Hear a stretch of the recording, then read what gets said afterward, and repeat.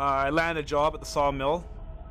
I showed up, dressed to work, eager to work, and they put me to work right away. They put me on the green chain. I worked there for about 3 days, and then was sort of asked if I wanted to work on the graveyard shift doing cleanup.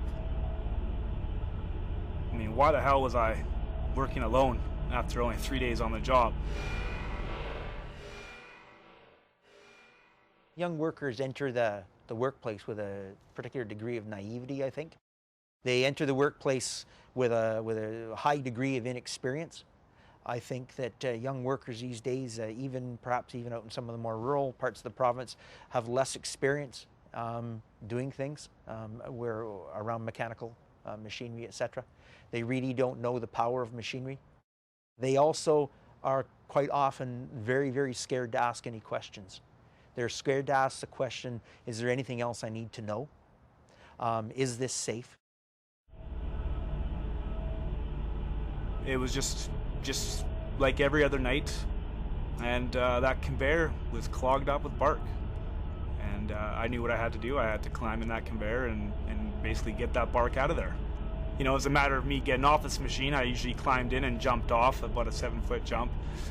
And in the midst of turning myself around to get off this machine, my back of my boot got caught in that chain. And as I struggled to release it, my left foot got too close to that roller, and it caught me, dragging my body in its path. 46 young workers are injured every day on the job in British Columbia, every working day. That's an absolutely ridiculous number. In fact, virtually all accidents can be prevented. From my experience, the ways most young people get injured on the job in manufacturing is probably being struck by objects, being caught in machinery, mobile equipment accidents, including mostly forklifts, and one that may not be evident or be expected would be overexertion, musculoskeletal type injuries. And let me tell you, all sorts of thoughts racing through my head. What was going to happen to me? Was I going to die? I remember I kind of had a chance to look down at my leg when I was in the ambulance. My coveralls were cut and torn down the middle, and I almost stood up. I almost caught a peek, but I stopped myself. I was scared shitless to see what it might look like.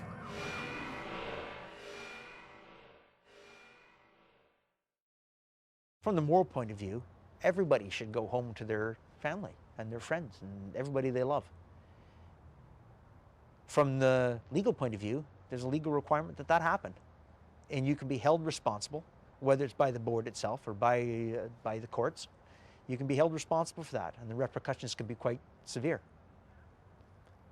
And from the financial point of view, it's just good business. The secret to any business being successful is minimizing losses. And accidents cause great financial losses. It's just bad risk management to take the chance that a serious accident may happen, one that you could, with some very simple solutions, prevent from happening. It's just bad business. At the time, I kind of blamed myself. Why was I so close to that roller? Why did I do that? As I've gotten older and more mature, and I've been talking about this and thinking a lot about this, it's like, why was I put in that situation in the first place? Why was I left alone? Why did I not get proper training? I was set up right from the get-go to fail.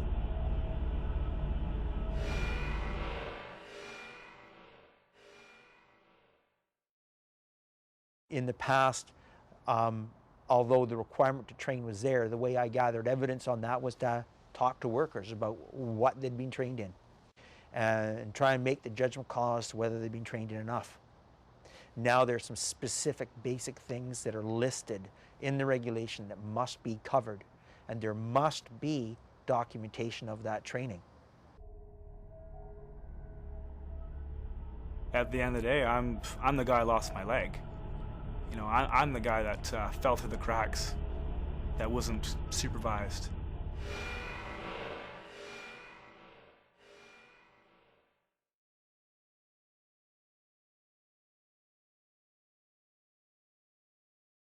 I would encourage all employers to just start. And sometimes I believe it can be quite intimidating for employers. They don't know where to start. There might be information overload with all of the things that they may have to draw from. But Rome wasn't built in a day. And doing just one thing, looking up one thing that you might be able to understand and grasp and implement in your workplace might save a life. This is what happens with a young worker who is inexperienced, sometimes doesn't get properly trained, eager to please, doesn't ask questions. This is a result of what can happen. So take a look.